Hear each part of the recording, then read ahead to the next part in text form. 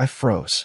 The priest hadn't even finished his sentence, but my body locked up like a statue. Cold sweat instantly slicked the back of my neck beneath my collar. My ears burned. My fingers twitched at my sides, fists clenched and trembling. Because I had just heard my cousin Marcus, yes, my own blood, lean into my bride's ear and whisper with a smirk. I appreciated last night, darling. Should I bring you wine again after the ceremony? She didn't even flinch. Didn't even blush. Without missing a breath, she turned her head slightly and replied, as if they were planning appetizers. Only if you bring the fire I crave. The fire I crave. Do you know that moment when you realize everything you've built, everything you've sacrificed for, everything you trusted, was built on a damn lie? It's not rage at first. It's numbness. Like your soul just vacated your body to avoid the blast. I stood there, seconds ticking in silence, as the world faded to a hum. People smiled, watching us, blissfully unaware they were witnessing a farce, a joke, a circus act where I was the final clown in the lineup. I stared at her, Rebecca, the woman I was moments away from calling my wife. Her fake tears had dried. Her smile stretched like a porcelain doll's, cold and empty. She wasn't just faking love, she was enjoying the show. I wanted to vomit, but I didn't. Instead, I did something that would be talked about in this town for decades. The priest said, "Do you, Nathaniel James Carter, take this woman to be your lawfully wedded wife?" And instead of answering, I took a single step back, then two more. Then I sprinted forward, launched into a perfect backflip, dress shoes and all, off the altar. Landed like a gymnast with a gold medal to claim. Gasps erupted. Phones flew into the air. Someone dropped a wine glass. I straightened my jacket, took the microphone from the stunned priest's hand, looked at Rebecca, and said clearly, "I deserve better than a useless dishwasher." Chaos. Someone screamed. Someone laughed. Marcus actually clapped.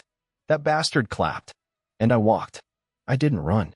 I walked out of the church, down the aisle like it was a red carpet, nodding to the shocked guests like a celebrity leaving a press conference. I didn't say a word to anyone.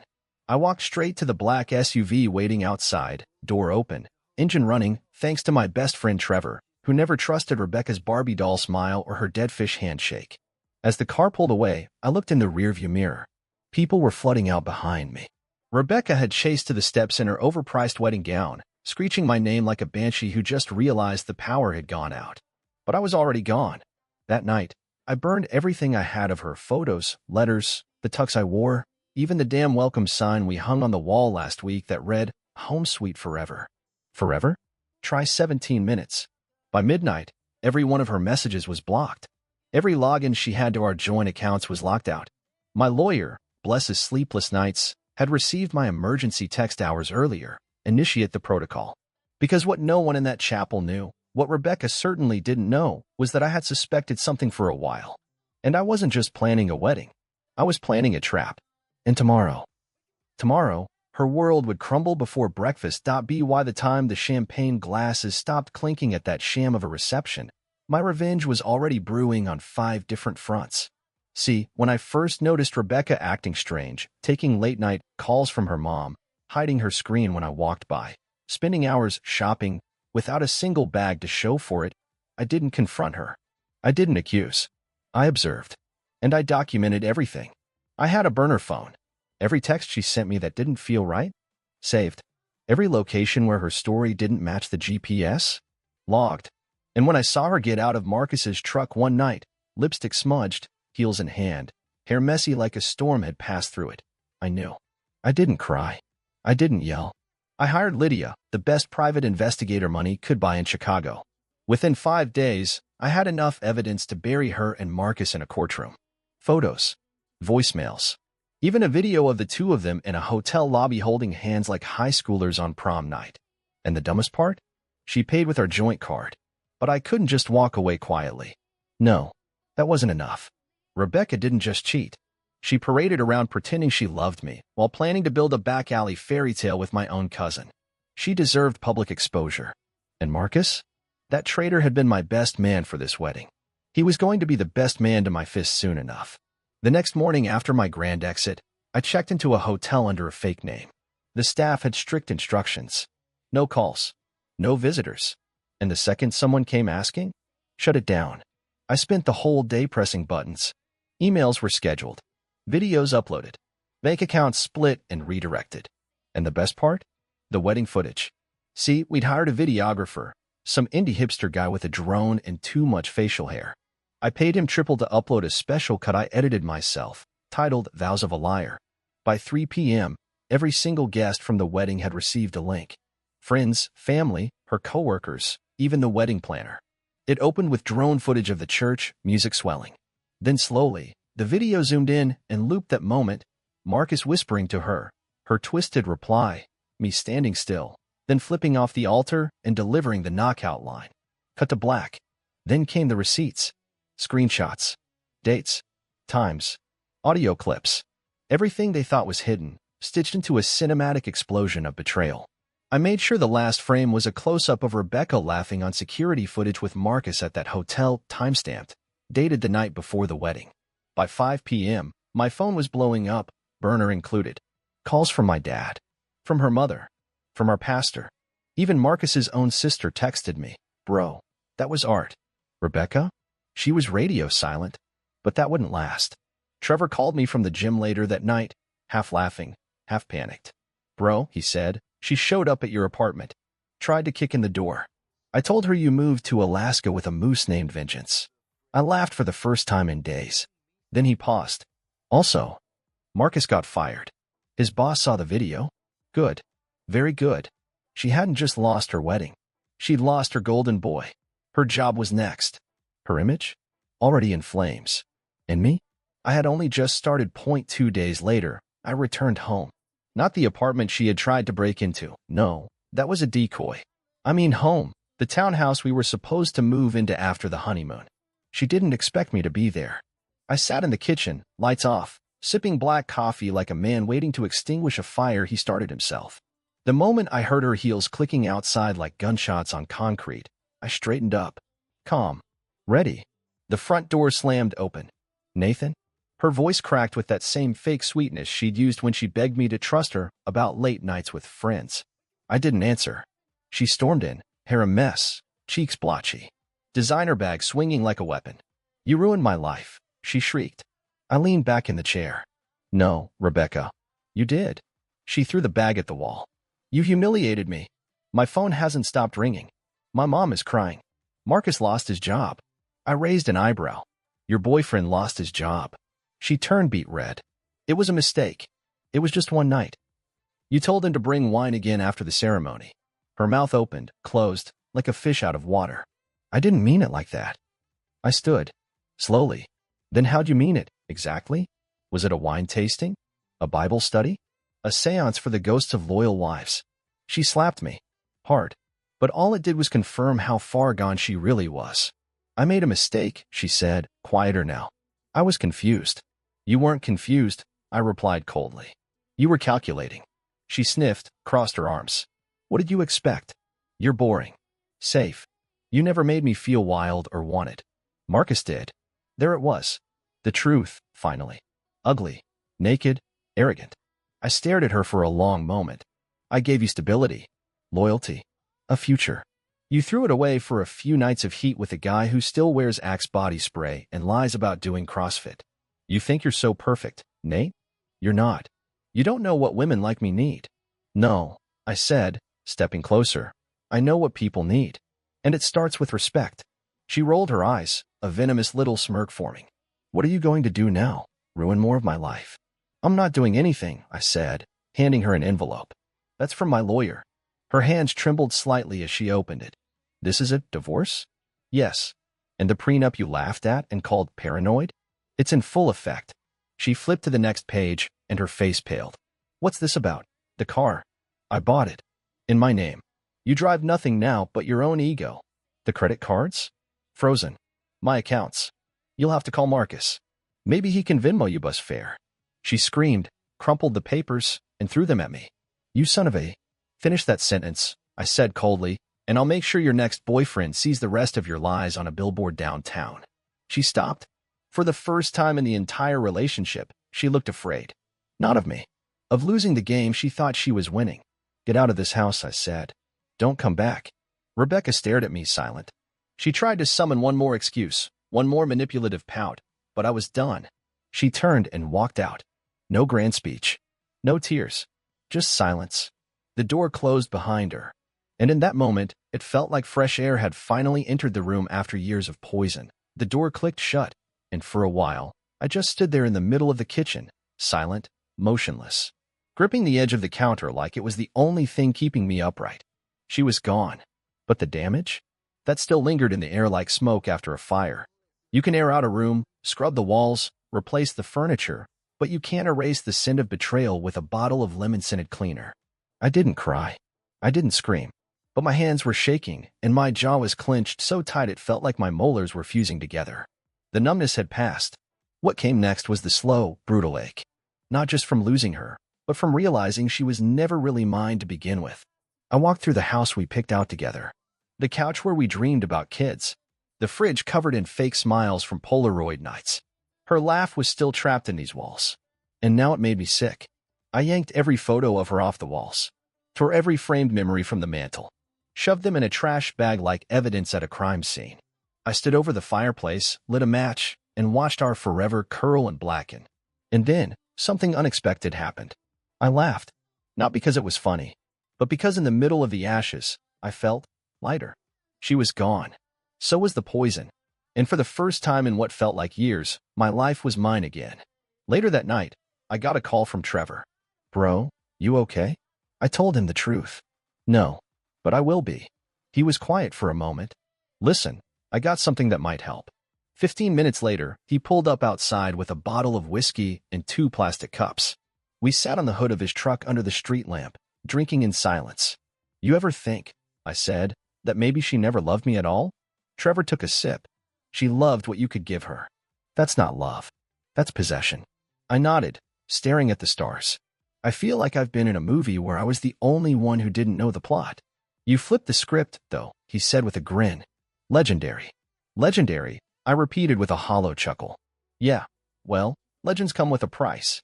The next morning, I packed up the rest of her things. Clothes, shoes, makeup, even the engagement ring she left behind like a cheap souvenir. I didn't pawn it. I didn't burn it. I mailed it back to her with a single sticky note attached. Refund requested. My inbox was flooded, Rebecca trying to justify, guilt trip, beg. Her mother asking me to reconsider. Marcus? He stayed quiet. Cowards usually do when the light finds them. I didn't respond to any of them. What was there to say? You can't reason with fire after it's burned your house down. That week, I took time off work. I hiked. I sat by the lake. I read old journals I forgot I had. Slowly, piece by piece, I rebuilt the parts of me she never bothered to know. And I made a decision. No more hiding. No more playing the safe guy who bends to please someone who wouldn't lift a damn finger for him. She made me feel disposable. Now I felt dangerous. There's a difference. It started with a letter.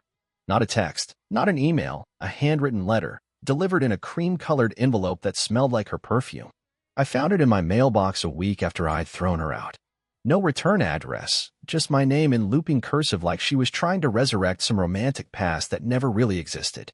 I stood on the porch, turning it over in my hand like it was a live grenade. I should have thrown it away. But curiosity is a quiet demon. Inside was 3 pages of what she probably thought was a masterpiece, apologies that sounded more like self-pity, excuses that blamed pressure, confusion, and feeling unseen. She said Marcus was a mistake. She missed me. She wanted to talk. She wanted to make things right. Make things right? You don't apologize after shoving a knife in someone's back while they're writing their vows. You don't come crawling when the spotlight turns off and your backup plan crashes. Still, I didn't throw the letter out. I pinned it to the corkboard in my home office, next to the printed screenshots of her text with Marcus. Not as a keepsake. As a reminder. The next few days, the messages ramped up. I had blocked her, but she started using friends' numbers. Then email. Then actual visits. One morning I opened my door to find her standing there in a trench coat, no makeup, eyes puffy from fake crying. "Nathan," she whispered, as if using a soft voice could erase the storm she caused. I didn't say a word. Just leaned on the doorframe. I'm not okay, she sniffled. "I made the worst mistake of my life. Can we talk?" "You didn't come here to talk," I said coldly. "You came here because your world collapsed and you thought I'd catch the rubble." "That's not true." "Where's Marcus?" I asked, arms crossed. Her eyes darted. She hesitated. "Gone. Let me guess. As soon as the money disappeared, so did the fire." She flinched like I'd slapped her. I was stupid, okay? But I never stopped loving you. Stop, I said sharply. You don't get to say that. You loved the lifestyle, the comfort, the way I made you feel stable while you played dress-up with another man behind my back. Her voice rose. I didn't plan it like that. You planned the dress, the flowers, the vows. You planned the lie. You just didn't plan on getting caught. She was silent. I took a breath. You know what the saddest part is? I would have forgiven almost anything if you had just been honest. But you're not sorry for cheating. You're sorry it blew up in your face. Tears welled up again, this time without even a shred of dignity. I have nowhere else to go. Not my problem. I closed the door in her face. For a long moment, I leaned my forehead against the wood, exhaling. She stayed out there for a while. I could hear her pacing, then finally stomping off. She yelled something about me being cold, heartless. Funny how cheaters start screaming about emotional cruelty when they run out of manipulation. That night, I poured myself a glass of scotch, sat in my study, and listened to an old record spinning softly in the background. She was gone for real this time. But her shadow still lingered in places I didn't expect, in the way I second-guessed a stranger's smile or felt a sudden chill when I heard a certain perfume in a crowd. Healing wasn't going to be fast, but it had started, and I was in control. Healing wasn't loud. It didn't come with some thunderclap or movie montage music. It came in small, quiet decisions. Waking up before the sun just to walk around the lake with no phone, no noise. Cooking breakfast for myself like it mattered.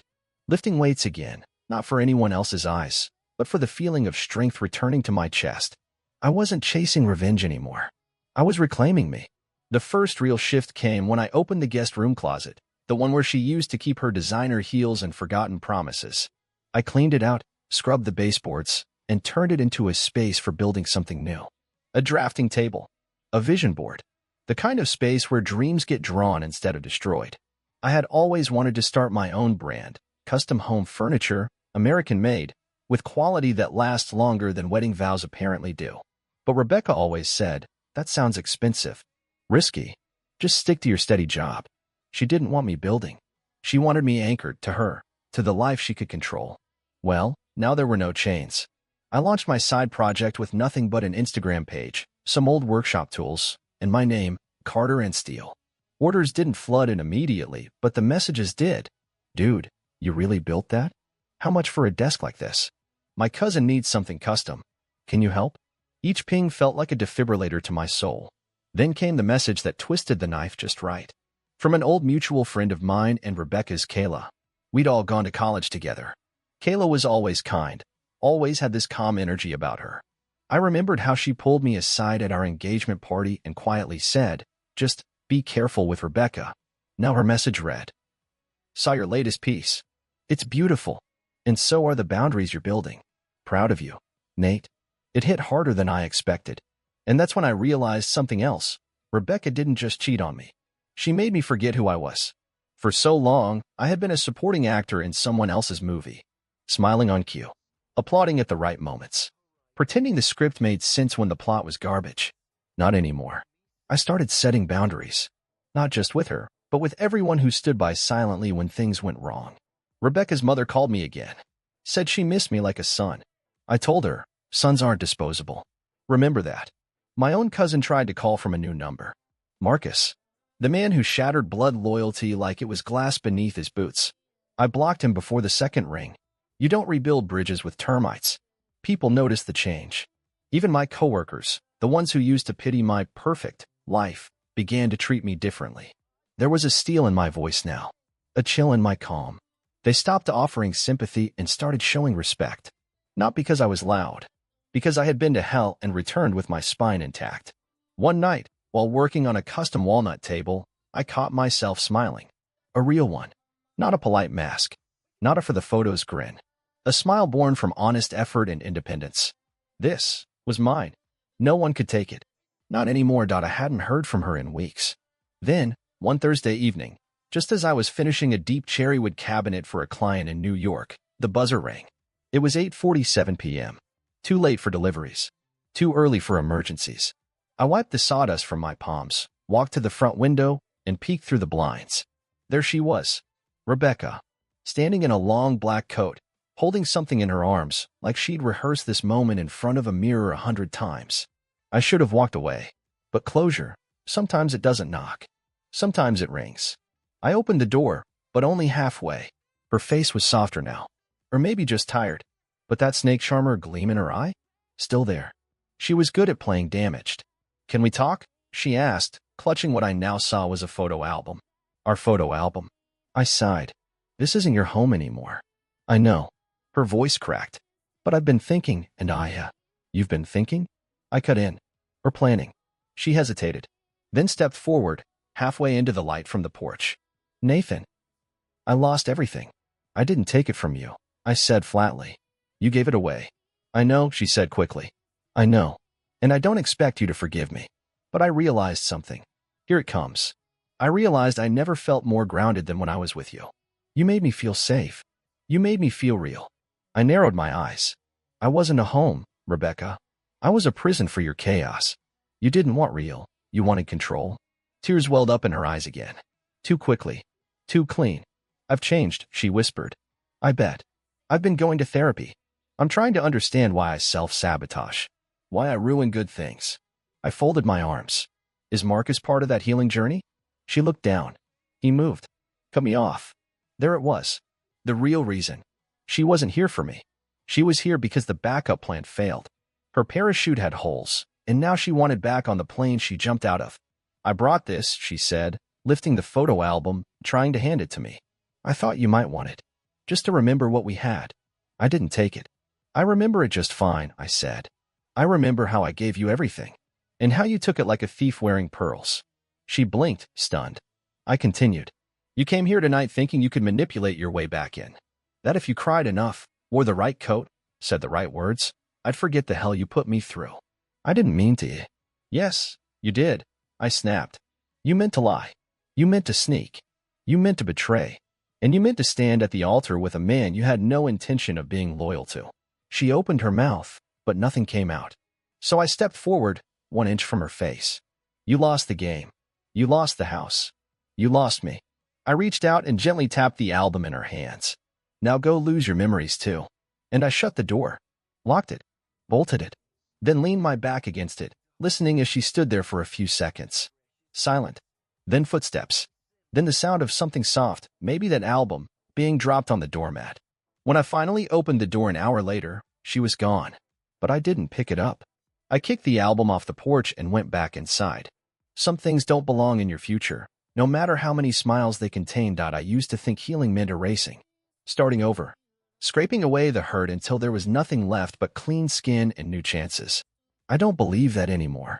Healing isn't clean. It's messy, jagged, slow. It doesn't wipe away the scars, it teaches you to respect them. To trace them with your fingers and say, "This is where I bled, and this is where I survived." Rebecca was a storm, but I was the one who gave her permission to stay. That's the part that took the longest to face. Not the betrayal, not the humiliation, but the fact that I ignored the signs. The gut feeling. The way she'd roll her eyes when I spoke about my dreams. The way she'd compliment other men right in front of me like I wasn't even standing there. I saw it, and I let it slide. Because I wanted to believe love was enough to fix broken people. It's not. Love is not a rescue boat. It's not a rehab center. And it sure as hell isn't an excuse for someone to break you in the name of their own chaos. But here's the thing no one tells you. Once you stop carrying someone else's lies, you finally have room to carry your own truth. And mine? I'm better now. Not fixed. Not perfect. Just better.